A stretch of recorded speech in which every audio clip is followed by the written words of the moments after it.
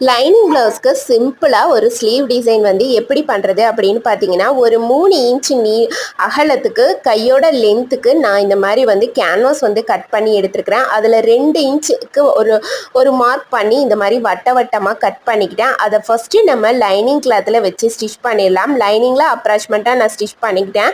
நம்ம இதை வந்து அயன் பாக்ஸ் வச்சு ஒட்டிக்கிறதுனாலும் ஒட்டிக்கலாம். அதுக்கப்புறம் பார்டருக்கு கொஞ்சம் மேலே மெயின் கிளாத்தோட மேல் பக்கம் நான் இந்த மாதிரி வச்சு அந்த டிசைனில் வர மாதிரியே வந்து தையல் போட்டு எடுத்துக்கிட்டேன்.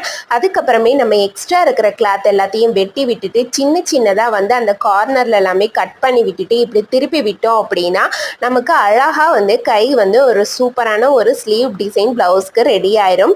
இது மேலே நம்ம ஊசியோட தையல் போடுறனாலும் போடலாம். அப்படி இல்லைன்னா ஒரு அயன் பாக்ஸ் போட்டு ஒட்டணும் அப்படின்னா அந்த ஹீட்டுக்கு வந்து ஒட்டிக்கும். அந்த டிசைனு பார்க்குறதுக்கு ரொம்ப அழகாக இருக்கும். நெக்ஸ்ட் வீடியோவில் பார்க்கலாம் ஃப்ரெண்ட்ஸ். Thanks for